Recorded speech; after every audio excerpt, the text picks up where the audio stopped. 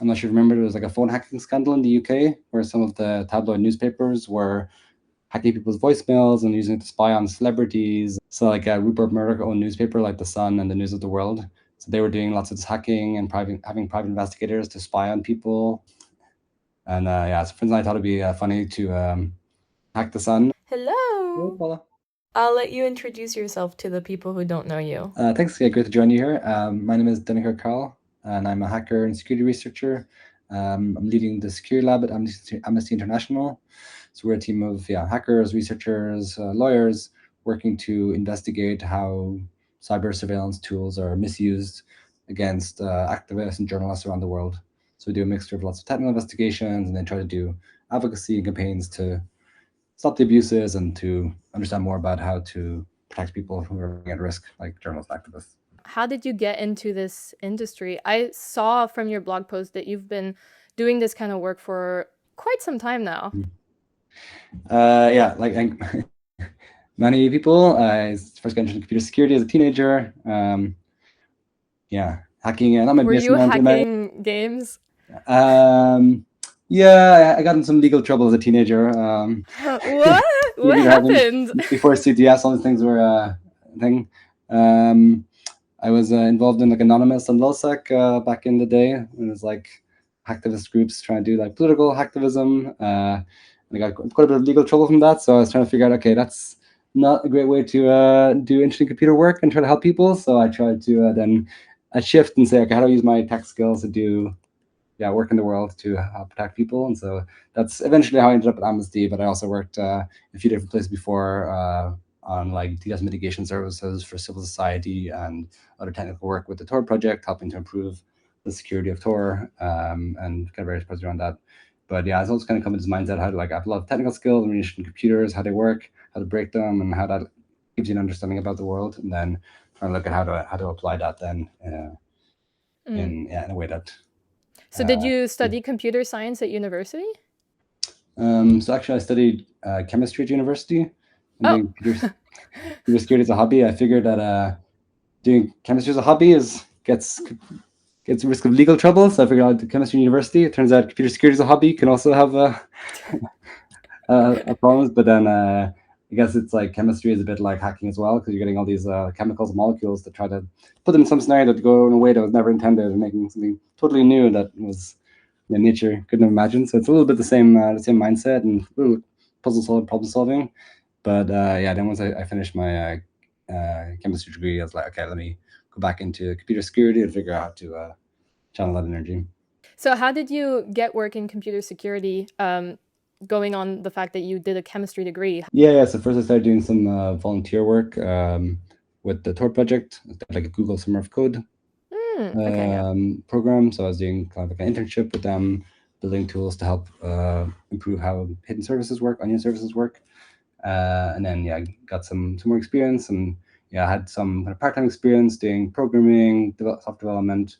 And so I think it was clear from my background that I had those skills. So no one really, the people who wanted to hire me didn't really question those too much. And so in some ways, it helped. And then I'm more trying to figure out, okay, what kind of niche of this wide industry to work in. And building up some development skills, help build things, but more looking at kind of security and understanding security, insecurity, like all these things work in a way that I can apply that. You said you were part of like hacktivist groups like Anonymous and such. How does one get involved in these groups? I've always wondered. Like back in 2010, 2011, I'm getting old. There was a lot of activism online around people around, say, WikiLeaks, about kind of freedom of expression, also in the Middle East with the Arab Spring. And so lots of people are looking at ways to try and kind of protest online. And it felt natural that people would do like protests in the street, that have like, sit down protest, these things. And so lots of people who are growing up online is like, okay, well, we know computers, we know like cyberspace, how do we do like protests in cyberspace? So there's very much a loosely organized collective of people with lots of different skills. Some who are really good at PR, communications, making press releases. Some are really good at hacking, connecting together, and some are really good at hacking, and see that as a role. So it's I think lots of people. It's funny when it's still the stage where like the internet is like, okay, you're in the internet. It feels like a different world. Is like, okay, it's on the internet. It's not like the real world. Who cares about that? And it turns out, yeah, people do care, and the internet has kind of real world consequences. So I think that's it's different now than it was 10 years ago. And I remember hearing the same thing from people who were around in the early 2000s. They're like, oh, things have changed. And so it's like there's always a scenario where like new generations are learning these things, and even now there's like lots of kind of teenagers, young people growing up online who are like, you suddenly get in a scenario where you have lots of your friends are just like hacking stuff, and you're like, well, everyone I know is doing like hacking or like black hat stuff or hacktivism. So it gets kind of normalized, and it's and it's getting better now, but back then there wasn't really avenues for like CTFs or people to get into like doing stuff. So you wanted to learn about these things, you were doing You it had to do it on real world targets. and just yeah, like this yeah, so that's kind of like it's changed for the better, and I think it's a lot more accessible now than it was then. So I think that's great. But is there still a big community of hacktivism today? It's hard to tell, I guess. It's always a bit murky, and yeah, I'm not following as closely. I think there is to some degree, and there's been some like pretty prolific hacktivists. Like I'm not sure if you know Phineas Fisher. They're a hacktivist who hacked an Italian spyware company called Hacking Team, and they also hacked Fisher, another German spyware company, and like leaked all their emails, leaked all their documents, and put some of the companies out of business. And so there's some people who are putting their technical skills to use doing hacktivism, trying to expose human rights issues, things they see in the world. But it seems like it's much maybe smaller or maybe more discreet than 10 years ago or 15 years ago. Yeah, it was a big like media thing, right? At the time where Anonymous would do these videos where they're like, we're watching you, things like that. Like it had a big dramatic effect, I think, that came with it. And it's actually maybe good. It's it's a funny scenario now where actually there's still lots of hacktivism, like quote unquote hacktivism, but a lot of the hacktivism seems to be governments who are doing like government hacking operations, whether it's like Iran or Israel or the US and else, where they like hack a bunch of data and then they'll make a fake hacktivist group and say like, we are, I don't know, the Sons of Anonymous, and publishing things. So most of the hacktivist groups that have released stuff in the last 5 years seem to actually be like governments pretending to be hacktivists. And like Russia has done this, lots of people, Israel has done this recently, Iran has done this. So it's interesting that people use this kind of branding somehow to do like hack and leak operations for their own purposes. Yeah, like exposing them, but without getting caught as the government that's exposing them. Exactly. Now having the attribution directed to government, that it's like, so it's so that's interesting how it's kind of evolved and been kind of somewhat co-opted as a government tactic. Although it's hard to see which are the quote unquote like authentic hacktivists. But yeah, I think it's an interesting dynamic that got so normalized and understood that then governments say, okay, we can publish things and do like covert action with the branding of like hacktivists. But so how do you as a person or as an organization find this kind of stuff out? Like how do you know that that's what they're doing? So this is not something like we cover in our work at Amnesty, but there's been like quite good reports by Sentinel-1 and others about looking at some of these breaches, and some are like relatively, and people do threat intelligence, so they're tracking the malware that's used, tracking how they operate, and try to figure out if it makes sense that's hacktivist or if there's links that don't make sense. I can't really quote one offhand, but I know there's like some campaigns in Iran that were meant to be a hacktivist group targeting Iran, but some intelligence researchers found that actually the same spyware was used in Syria, targeting some banks. And so it seemed less like it's an Iranian focus, more like a government in the region who's doing these hacks and kind of trying to make it not attributable to a government. Yeah, it's always like with all these things is like that's what's fascinating about the world of like cyber stuff, is that it's always very, very murky, and you can try to understand some things by looking really at the technical evidence, but there's always like a bigger mystery of what the intentions are, what's really going on. You're seeing kind of part of the picture, which adds to I think the fun of kind of discovery, understanding how exactly it's what you can know, what you can't know, and try to figure out what's really happening in the world and getting a picture into that. Are you ever afraid of the fact that you know too much sometimes, that people will come after you? This is like my action movie side, but like not so much. But like it is, I think what's more of a concern for us is that we work with lots of people who are at risk they're journalists, activists in many different countries where they are already getting threats from their governments, and so I worry more about people who work with us or trust us with information or trust us to help analyze their devices, that they maybe get punished or get somehow attacked for working with us, for like talking about the abuses or the hacking that they experience. And we know in the past that governments have arrested people who've kind of called out their own or like exposed their own targeting, their own hacking, and that's So how do people usually find out that they've been hacked? So this is kind of the bread and butter of our work. Is like we know these tools are out there, and we know governments who've abused them are using them likely against people just doing their peaceful activism or journalism or human rights work. Mm-hmm. And so it's been quite a process. It's changed over the last 10 years of trying to like find who's getting hacked and how that is happening, and it requires lots of technical kind of skills, knowledge, creativity to find it. It's a little bit like, I think, bug hunting, that it's out there, and we just got to keep sometimes like bang your head off the wall trying to figure out if you've missed it, if it's still, you need to check the next device. But how it used to work when we first started this, maybe 8 or 10 years ago, is people would approach us saying, "Hey, I've got this weird message on my phone, like over WhatsApp or SMS with some link. Like, is this someone trying to hack me? Maybe they're like, I'm a journalist in the UAE, or I'm a journalist in Morocco." And so we try and look at the link, try to figure out, okay, is this just spam? And last time it is spam. Or trying to figure out, okay, is this actually maybe something more sophisticated and maybe even like an exploit trying to hack their phone? And so then we kind of dig into the servers of that, we dig into like our own kind of database of malware we know about and see if this matches something we know, and try and understand if that is indeed an attack or not. Mm-hmm. And that's kind of how we started initially. We're just like waiting for people to come to us when they were suspicious. But then, as we all know, kind of zero-click attacks and other kinds of more covert forms of mobile phone infection have really developed and expanded. And NSO Group were offering these kinds of zero-click attacks to governments around the world, but also there's other companies and end-to-end companies offering that. And so we realized we needed to start doing more kind of proactive research to find. Oh, so you have like a dedicated vulnerability research team then? We have like a kind of a forensic research team, so we constantly kind of doing it. We don't find vulnerabilities ourselves, but instead we're trying to find people who are targeted by. Mm-hmm. But when you say proactive research, then what do you mean by that? So when I talk about research, I mean kind of like forensic investigations. So we'll say, okay, we want to look at, I don't know, Egypt. So we suspect that Egypt is using spyware from NSO, for some else example. We don't know who they're targeting because it's secret surveillance, but we know that there's been 10 cases in the past where journalists and activists in the country have been targeted, so probably it's still happening.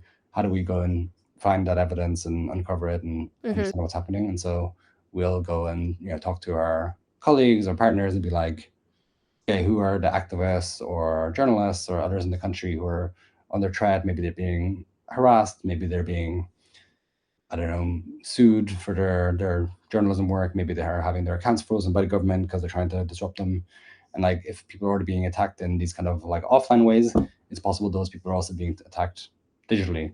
And so we'll try and then make contact with these people, say like, we'll check your phone if you know anything suspicious, and through that kind of outreach and collecting data, we'll try to analyze their phones. And then sometimes through this, we do find evidence that actually they have been unlawfully hacked without kind of justified reasons for their work. And so that's kind of how we do it.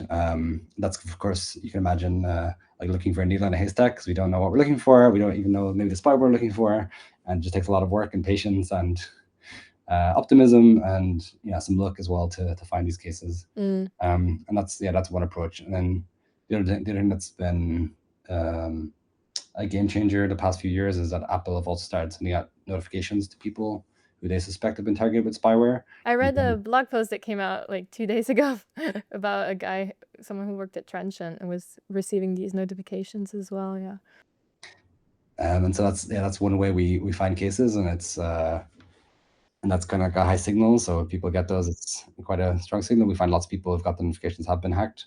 And so they come to you. Yeah, like we try to take, if they're like someone we work with, if they're not like a criminal, but they're like an activist or a journalist, and we do some vetting. We're like, okay, you seem like you're being targeted without justification unlawfully, then we'll help them and support them to check their devices and try and find evidence about this. That's another approach. What does the process look like from the moment someone contacts you to like you confirming that they've indeed been infected by some malware? Yeah, so it's like it depends case by case, depending on what we know about already about the person and why they might be targeted, how they might be targeted. But usually we'll get some information from them about like have they got weird messages, have they been arrested or detained, have they had their devices seized, and that, or have they other reasons to think that their devices are compromised, that identification. Then we'll get different like data and logs and files from their phone as much as we can get. And we have then kind of some public tools and some private tools we've developed to basically analyze all of those data and logs and look for kind of things that are strange, things that are unusual that shouldn't be there. Either that can range from like things we know about, like a specific domain names or something that we know is malware, or it can be more like more indirect. But we try to build up a kind of library of these kinds of fingerprints, and that helps us try to spot the difference, spot something that's unusual, and maybe we don't know for certain to start, but then we try and investigate and build up more of our understanding. So it's very much starting in the dark and then try to do research, see how things could have happened, try and match it up with other data, other cases, and slowly try and kind of build an understanding of what might have happened. And ideally, if we can find out that the device is compromised, then we go to the next step of trying to figure out what was it compromised by. Like, is there some spyware or exploit used? And then ideally, which government or actor is behind it? Because if it's happened unlawfully, then we want to try and push for some kind of accountability and kind of highlight that this has happened. Mm-hmm. Do you work with other organizations as well? I remember P0 did some work with you. Yeah, we work with lots of people on the defensive side. We have like great partners in civil society, like Citizen Lab, Access Now. We're doing similar work together for many years now, and a wider network in different regions that we work with. And then of course we have some connections or discussions with like Google Project Zero or others on the defensive on Android or on the defensive side who want to try to look into the findings we have and try to fix things. Mm-hmm. I when we met at Hexacon, I remember asking you what does it take to become one of the researchers who help you uncover these stuff. So you told me that it's mostly volunteer work, right? So we have a small team of staff. So we have a team of 4 technologists, including myself, trying to do a lot of this work, but kind of building tools, doing kind of reverse engineering, analyzing malware, doing outreach. So it's quite a small team, and it's a lot of different parts of work doing, different parts of the work we do. And so, we do our account with the team we have, and then we also work sometimes with volunteers who have expertise in, I don't know, reverse engineering or in software development to contribute and help with that. And then we work with lots of partners on the ground in different countries who also do incredible work. So they like it might be the case that we don't get the device ourselves. Instead, we have like a local partner who knows all of the journalists in Serbia, for example, and can reach out and kind of figure out who we should talk to, collect data, and then we help do the kind of technical analysis. And so that way we can expand the scope of our reach and help hopefully protect more people. Mm-hmm. It's always a challenge, and it never stands still. So every time we find something, there's lots of smart people on the other side are like, okay, how do we get caught? They try to make it harder, try to change things, and so there's always a bit of a cat and mouse game between what we're doing on the defenders and what the attackers are doing, and it's that's another thing that makes it challenging. It's like you're not just analyzing something that's like in nature, but you're actually here constantly a little arms race and over and back, and it's a puzzle that keeps getting more and more difficult and more challenging. Yeah, for both sides. Yeah. So you were mentioning like doing work to help other people. I also noticed that you had an open source project, which is mobile verification toolkit. Mm-hmm. So I wanted to know how reliable it is, like for someone who would be infected today. Would it be able to identify spyware like Pegasus, or do you even use that tool when you do your research? Good question. So the mobile verification toolkit is something we released at Amnesty in 2021 when we published the Pegasus project, a big investigation into abuses with NSO groups, Pegasus spyware. And so at the time, I think there was very little public reporting about mobile spyware, and even less on forensics and how it actually looks like and what kind of techniques they use to infect phones, at least in the public domain. And so we published, like a methodology guide, basically explaining how we do this work, try and help support other groups and civil society organizations to check more phones and find cases around the world. And because we're technologists, we also didn't just want to write a guide, but we released these tools to help automate a lot of the detections that we had then. I think it's still a useful tool, and it helps like an expert analyst do a lot of the initial steps that they want to do. But as you can imagine, it won't automatically detect kind of advanced spyware these days, because we know NSO Group or Intellex or everyone else surely will read the code and be like, okay, what are they catching here? And so try to fix some of these things. But it's still a useful place to start, and that's what I try to say. It's like it's good for expert advice if you already know what you're looking for. A time frame when some attack might happen, that can be so quite valuable. But yeah, as you can also imagine, we don't put all of our methodologies in the public tool because we want to keep things private that we can use longer term. Yeah, I assume there's a lot of manual work versus automated work as well when you do your research. Yeah, like we try to automate what we can, but there's lots of times where you see like that's weird, and by itself it's maybe just strange, and then it takes some time and lots of squinting and thinking about it and trying to test out different hypotheses, because we're also working with very incomplete data, very incomplete visibility, and so it's like something happened, we know something happened, but how? What could it be?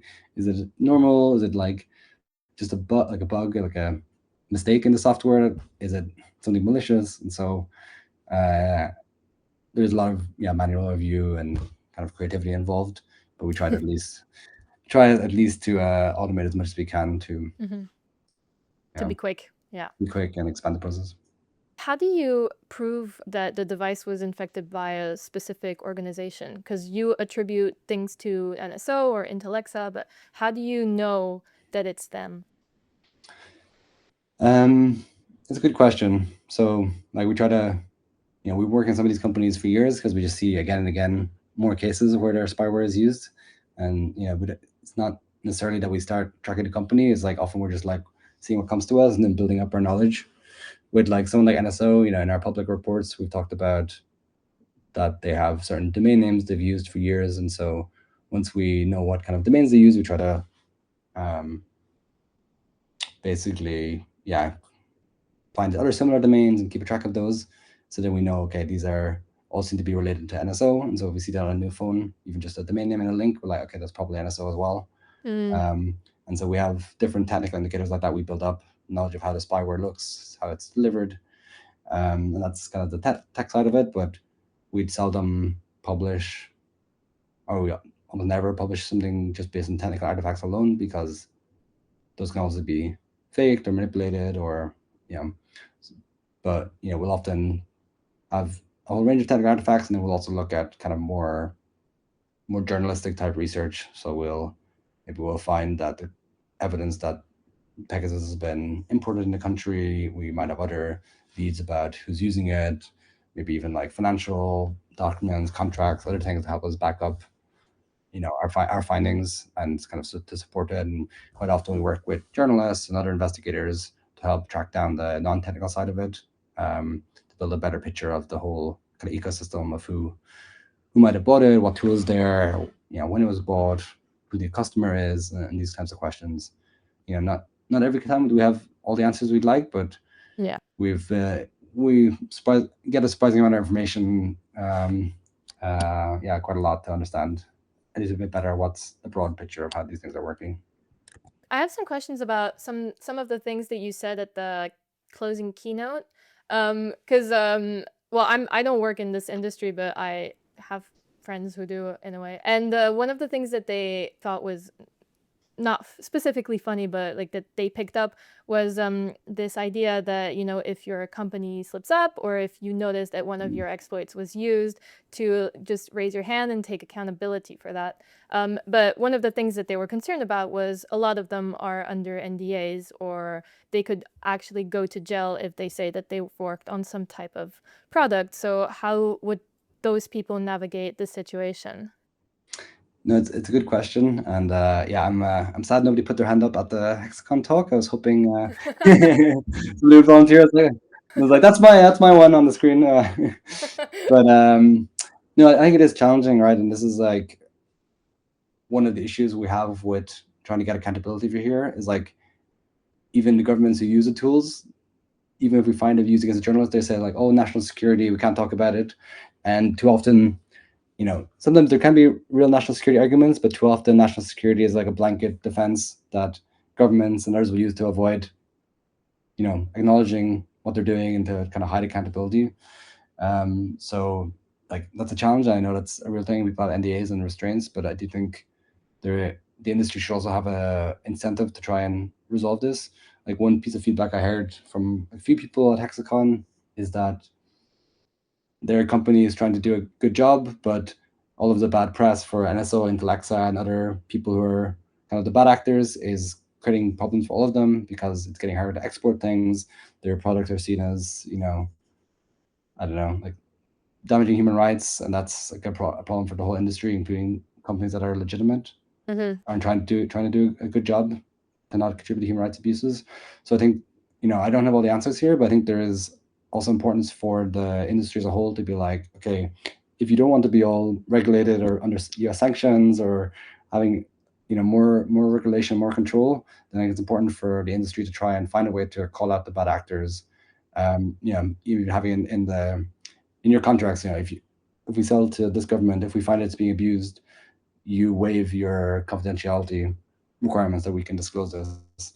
And I saw this we saw this recently in Italy, where the Paragon's graphite spyware was used against activists working on sea rescue, and it seems, and then journalists as well. So it's used, and yeah, there's more reports are coming out still, and it seemed like Paragon, the company, came out and basically acknowledged that Italy was the customer and said they would investigate. So I think that's, an important step, and that's a bit of a positive change that they were trying to say like we don't want to be a part of misuse. Yeah.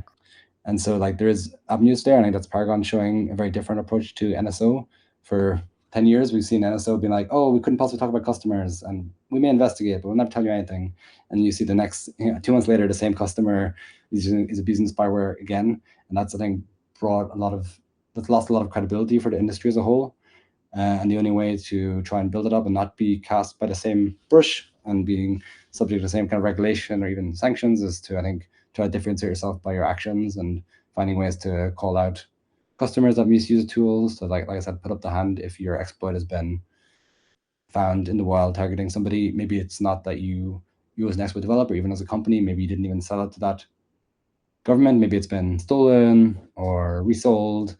But if everyone says, our tools are never abused, that's there's not much credibility there. And people know how these exploits are showing up in the wild. They know that it's theirs, and if they want to not be, as I said, be like cast by the same brush and also have the same legal risks or criminal penalties when something gets misused, then need to show that, okay, actually we're trying to stop this and we'll call it out when it does happen. But what are the legal risks for these organizations? Because NSO was sued by, was it Meta for WhatsApp? Does that actually go through? Like, do they actually have to go to court and pay a fine, or yeah, it works like that happens? So it's been evolving, and there's still lots of challenges here, but it's I can maybe an overview of how this is developing. So like there's been companies working in selling kind of spyware for 15 years now, linked to abuses. We've seen Hacking Team and Finfisher in Germany many years ago, and then we've seen NSO. I think from NSO's defense has been, we sell this weapon to a government customer that's sovereign, and that NSO does not pull the trigger, therefore it's up to the government about who they use and target with it. And NSO also says that, okay, we're export licensed by the Israeli government, so if the Israeli government says okay, then it's okay, and it's not our responsibility how the country uses it. Like that's not how it works in human rights law. They still have a responsibility not to contribute to human rights abuses. And we saw this whole kind of defense tested in the WhatsApp case in the US. So WhatsApp said basically that even if NSO is selling it to a government customer, still it's NSO's exploits that are being sent through WhatsApp servers, and that's kind of bypassing WhatsApp's protections, and that was like a crime in itself for NSO to develop exploits for WhatsApp's servers to do the zero-click attacks. And so WhatsApp won that case, and then NSO find a lot of damages. We still haven't seen cases where NSO itself has been prosecuted successfully for actual hacks against victims. But when there's a lot of challenges there. One is that often the people who are hacked in, for example, Italy or Greece, they're trying to take cases in Greece when it's the government itself, their own government, who's been hacking them. So there's not a lot of willingness often from the government to really investigate that properly, and that's a big challenge. But we are seeing, other cases where companies directly have consequences when their tools are abused. One I mentioned in the Hexacon talk is Intellexa. So they sold their spyware to a whole range of companies: Egypt, Vietnam, Greece, and others. And the company was sanctioned by the US under the Biden administration in in full kind of sanctions. So their accounts were frozen, and any US business was banned from banned from doing business with them. And also, the US government brought out visa bans for lots of people working at different spyware companies that were involved in enabling abuses. So even if there was not a criminal penalty, these companies have been cut off from the financial system, and then there's personal repercussions for individuals working for some of these companies who then are not able to travel to the US, maybe not able to own bank accounts. And I personally, and Amnesty, and just to say, Amnesty has an issue with kind of the sanction program because it's not based in a court system. There's no kind of due process there.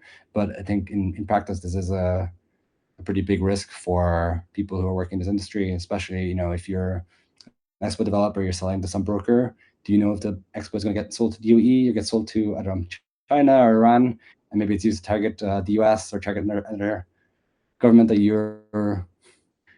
that has kind of power over you? Then we could see more scenarios where people face legal risks even indirectly from the work they do. So I think that's one avenue, but I think people I'd hope on a personal level would want to try and make sure their work and their creativity isn't used to harm people, and trying to think carefully about if they want to stay doing this work, how to make sure that doesn't happen. I think there's challenges there, but if people don't think that they can develop exploits or sell these things on the market in a way where they know how the tool is going to be used, and they know that it won't be used wrongfully, then I think I'd hope that people think about that and don't do it. It's like you might say that governments need to buy guns or need to have weapons, but you don't need to be the one to sell them, is my opinion. And there's lots of ways for people with the skills in this industry to do lots of other very well paid, interesting work without. But I had a question about that actually, because so I was thinking, and I agree with you obviously. But I've had a friend who recently quit this VR industry and who wanted to work for Apple or Google. And he's really skilled, and he's been doing VR for a while, but he tried to apply to these companies and they didn't take him. So in a situation like this where we're saying use your power for good and go help the company secure instead of maybe attacking, but they won't hire you, and the only people that will is the offensive side. So yeah, no, I get that, and I don't know that particular context. But yeah, I would hope that there's still, if they want to be in the defensive side, I hope there's still roles that they can find. One thing I would say to people, maybe new researchers thinking of getting started in VR, there has been some scenarios where there's a bit of a revolving door. Maybe the people work in VR and then work for some big tech company and then maybe move back to VR. And I think there is, if I was somebody hiring somebody in the defensive team at a big company, I might be reluctant to hire somebody from a VR background. Okay, there might be questions about it. This I've heard from some people on the defensive side, that there is maybe not a trust that if you're on the defensive side briefly, you won't be bringing the knowledge you gain and maybe source code, anything else, back to an offensive scenario. And so I think that for people getting started in VR, it's, again, this is my perspective, but it seems like it's getting harder and harder to do VR, at least in some of the hardest targets. And maybe interesting, and maybe it's well paid to work in VR for now, but potentially in the future that could limit job prospects, especially if the offensive market gets smaller, gets more difficult, and you want to try and move to a defensive company.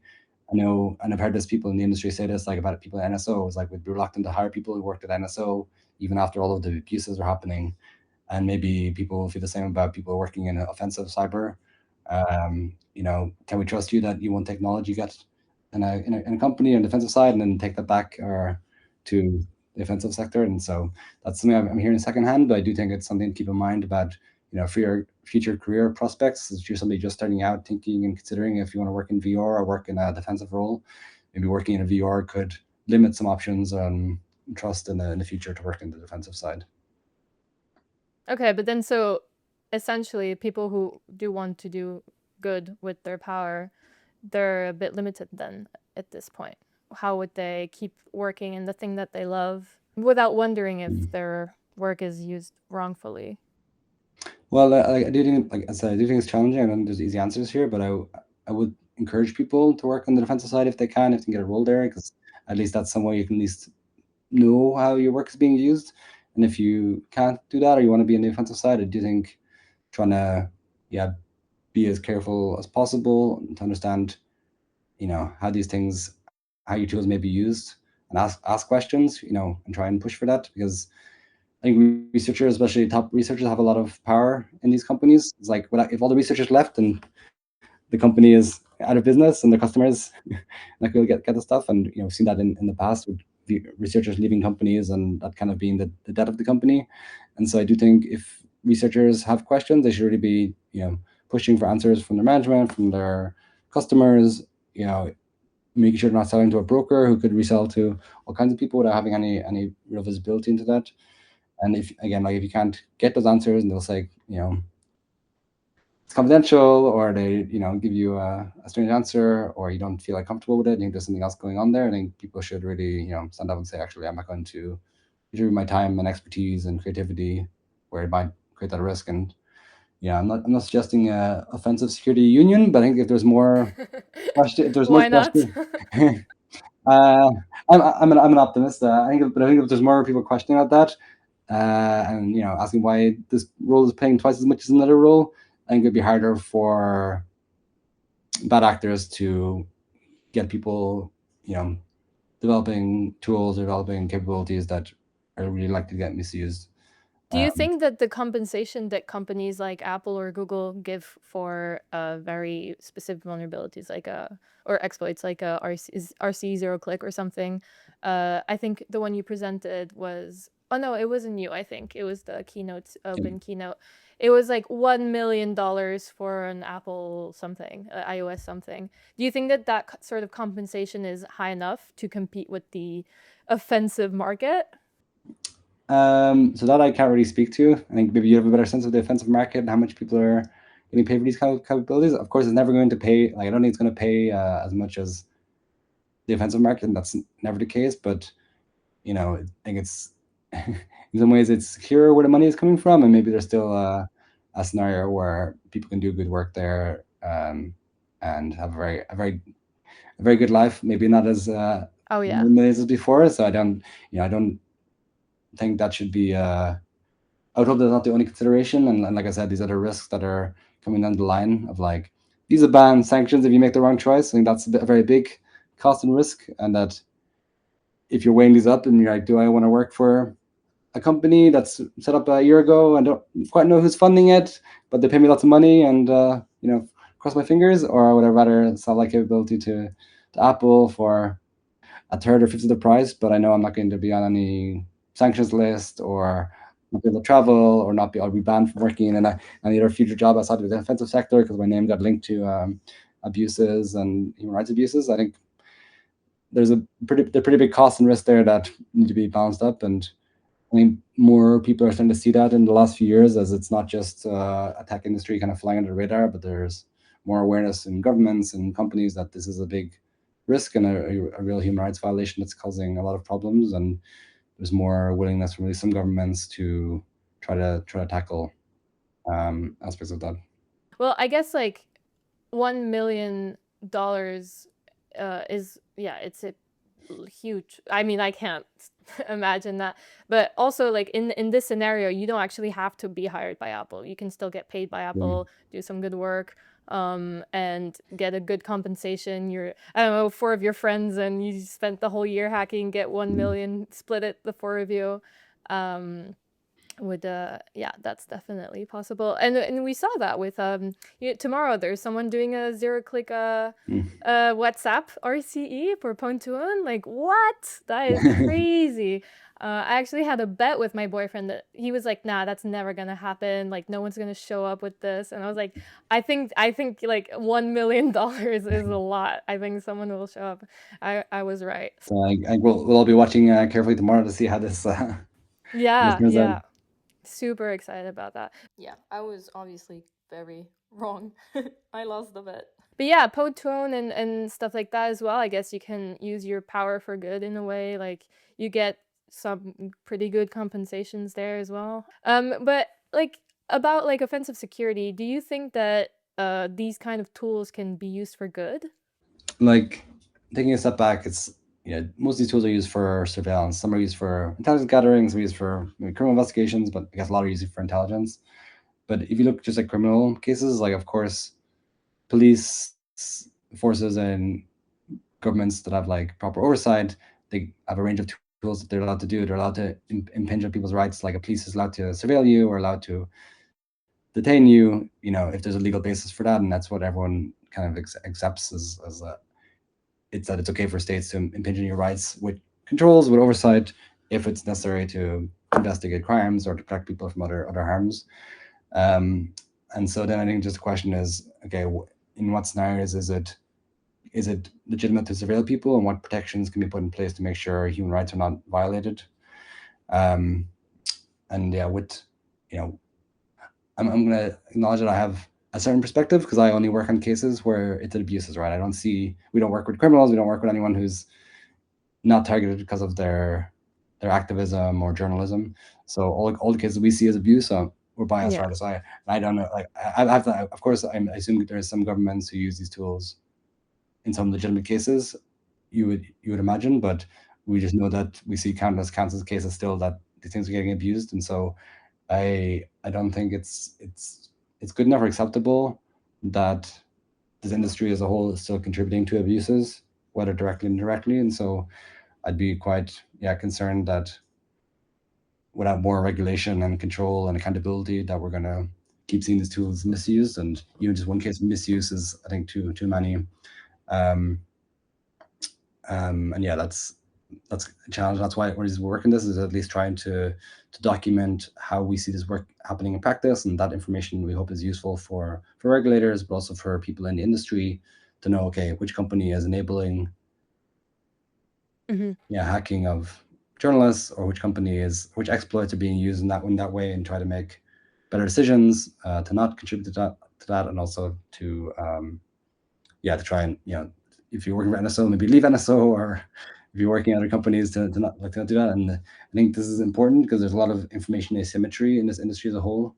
I've heard now in a few companies where they have the management, the salespeople, they know how the tools are being sold and used, and then they knowingly keep all of the researchers in the dark, because they know that the researchers maybe have a conscience, and if they knew who they were selling to, they wouldn't work there. And yeah, I believe a hacking team back in the day, they had like one floor with all the salespeople, one floor with all the techies, and so they had like compartmentalization so that they wouldn't, let slip to the techies how these things are actually being used and who it's being sold to. It's like being sold to Morocco, then probably they wouldn't be happy that it's or Saudi Arabia, for example. So I think that's why I say it's important for researchers to like demand more.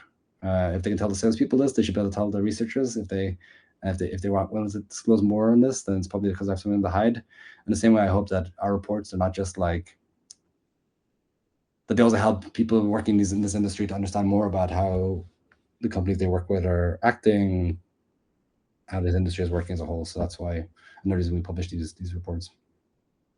But I'm wondering, like, on the privacy level, there's things that are also being implemented, like European Union wide, like a chat control. I'm pretty sure you've heard of that. Like, what's your position on that? Because maybe I'm being a bit dramatic, but I also see that it's as some sort of spyware, because if they're scanning everything that we're sending, like it's almost as if my phone was infected with Pegasus. Yeah, like we personally are very much against chat control, and it's very intransparent in how it would function. And it's basically subverting encryption that we all need to be private. We all need to be able to be private and have security. And yeah, it has a lot of many problems. And I understand the desire from some states to try and tackle issues like child exploitation and child abuse material, but I think backdoor encryption for everyone is not the way to do it. And we've seen in the past that backdoors like this, even though it's targeted for one purpose initially, there's a risk that it gets expanded and the scope creep, just the same way that spyware. Many people said it's like only for like targeting terrorists and criminals, and then once the government has it, maybe to target those people first, and then they're like, okay, who's next on our list? They want to. Well, this journalist is annoying. Maybe we want to get into their device. And the same way with chat control, if there's no real credibility in subverting the system as a whole, then there's very real risk that it will be subverted for surveillance and for more purposes. So I think it would be a very bad, personally speaking, I think it would be a very bad step and damaging for all of us. But I'm pretty sure you have a very strict privacy setup. Like, what's your go-to privacy setup right now? If you had to tell one of your friends, this is how you can stay private online, what do you recommend? So this is a question we get a lot from the people we work with. Like it's, I try and give a different answer depending on the person and their own skills, right? If I was talking to a techie, I'd be like, okay, maybe use cubes in Graphene OS and Okay. click on a link. But for most people, that's impractical. And this is quite frustrating because you're trying to like help people protect themselves, but often there's like structural reasons why they can't. It might be that the journalist can't afford to get a new phone, so they're using an Android Xiaomi phone that's 4 years old, hasn't got updates in 2 years, and is like vulnerable to a bunch of NDAs. And so you're like, okay, maybe try to get like some funding to buy a new device, get like an iPhone. At least you have updates for 5 years. And lockdown mode. Try and lockdown mode, exactly. And so try and do this kind of harm reduction. Sure, there's still attacks that are happening as an iPhone, but this is a device you can actually use, and you might have a great like secure system that then you're like, oh, it's inconvenient, so I go back to using my my cheap insecure Android. So yeah, I often would recommend to people, use an iPhone. It's been a really big bonus having lockdown mode in the last few years. Before lockdown mode, we saw people being hacked like every day, like the same person being hacked basically daily with Pegasus or a zero-click attack. I remember one French activist, we found her phone was hacked. We took her phone to examine and give her a temporary phone. We came back 3 days later, we found her temporary phone was hacked again. With like a Pegasus zero-click, because it was, and she was like, what can I do to protect myself? We're like, basically there's nothing. Maybe disable iMessage, but still there's zero-click attacks through other attack surfaces. And so that was really frustrating. It felt like we're cancer doctors giving you a terminal diagnosis, being like, you're going to be hacked indefinitely till the end of time. But till the end of time. But at least with lockdown mode, things that it doesn't stop everything, but it raises the bar a lot for a lot of attackers, and that's a big improvement. But for someone who's not like specifically a journalist or an activist, what kind of privacy setup would you recommend to someone? Like, do you use Tor? Do you I don't know, use lockdown mode or the equivalent on Android? I'm not sure what it is, but like try to. I think it depends on their trap model. If they're worried about spyware, definitely having lockdown mode. Actually, Android, we've worked with quite a bit over the past 2 years to implement some new defenses on Android. So they're rolling out an advanced protection mode this year that adds more mitigations and protections against spyware and kind of exploits, including like disabling JIT and stuff in Chrome and Android, which is quite important to block some attack surfaces. So that's really positive to see. But I think just doing different kind of defense in depth. So having an ad blocker, so you don't get tracked around the internet by all the ads you browse. Having your phone up to date, so you're not getting hit by NDAs. Having a good password on your phone in case your phone gets seized when you're going to a border or at a protest, to try and help encrypt your data better.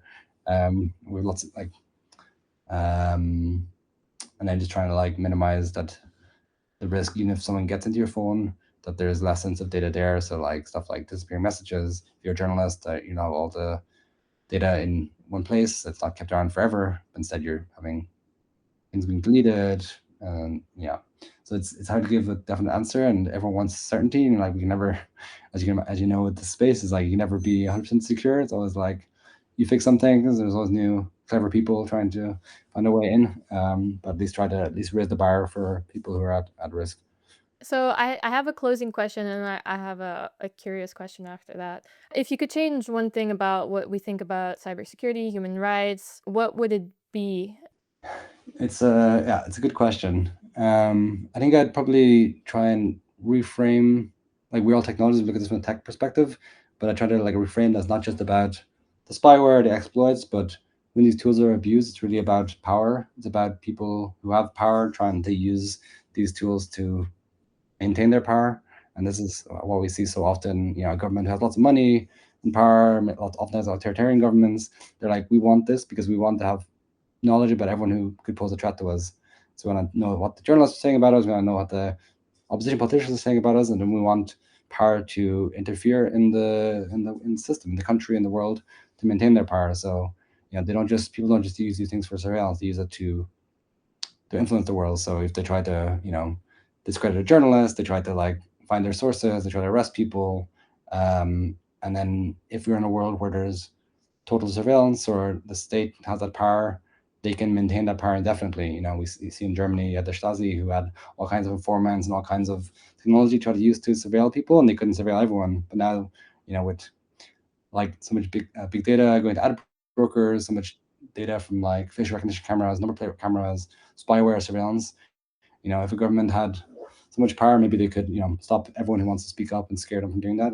And so I think we're in a quite a scary moment that these things are all coming together in a way that it gives really incredible power to the people who hold this and very little power to the people who are trying to fight back against human rights abuses and get accountability for what's governments and kind of dictators are doing. So I want people to really reflect on the work they do. You know, are they helping to help the powerful or help people who are trying to fight back against that and try to like have their rights respected?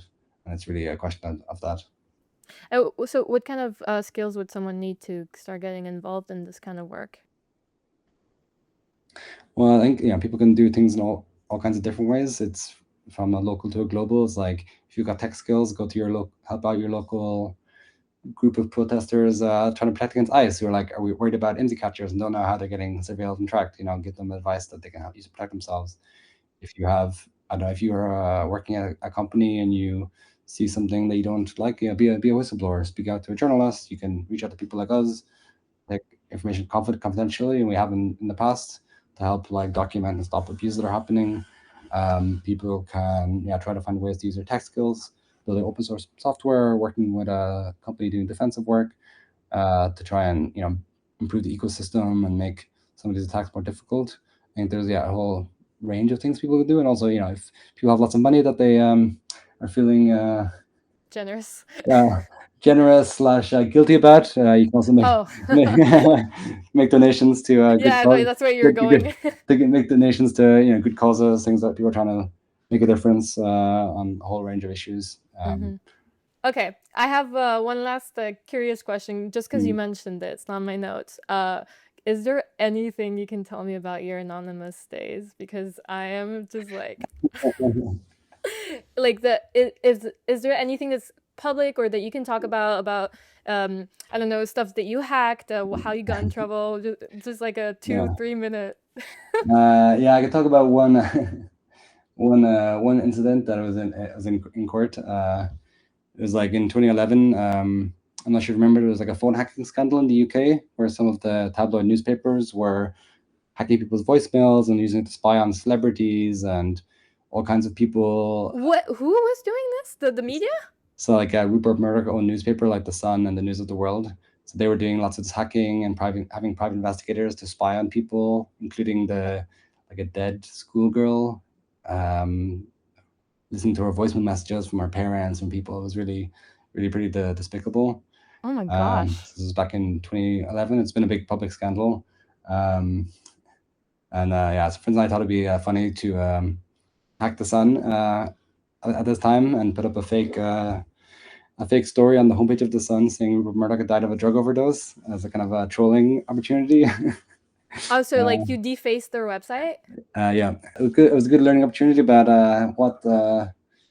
how governments see the internet and how much resources they'll put in something that felt at the time like a Yeah. teenage prank. So yeah, I learned a lot from the process, and some things I would do differently. But then I was trying to figure out how to use these skills then to do make a positive impact in the world. So yeah.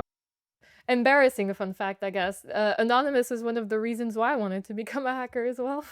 I was like, I love what they do. I love this hacktivism stuff, and I want to do the same. I think this was, well, I know actually. I think Snowden was the first one that made me want to do this kind of stuff. But also during COVID, like 2020, there was this whole thing on Twitter where Anonymous like released documents from court for like Donald Trump and things like that. I never knew if it was like real or fake because Twitter. But yeah, I was just like, damn, these guys are cool. And that's why I asked you, how does one get into this group? Because as a 15-year-old me, 16-year-old me, I was like, I want to be anonymous.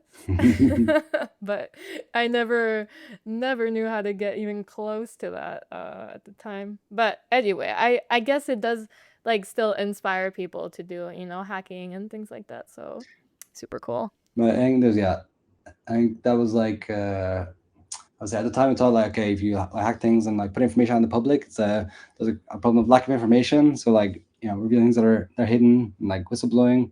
Unfortunately, now we have like a scenario where there's too much information, but people are willfully ignorant and want to ignore the information. There's all this like disinformation, people getting all in their own filter bubble. So I'm not sure that just having the information out there is the way to make change now. It's like trying to build movements, build like also on the ground stuff, getting out of the internet where it's like such a like online on Twitter, all these things, they're also so co-opted by bots, by like people who tweak the algorithm to push far right stuff. So trying to get out in the street, also making connections, supporting people in your local area, I think is also super valuable to build alliances, and people with tech skills who can build an app, can help people secure themselves, are always super valuable in these things. So I'd also encourage people to like really get involved with local things and figure out ways they can support people who are at risk and contribute their knowledge there as well.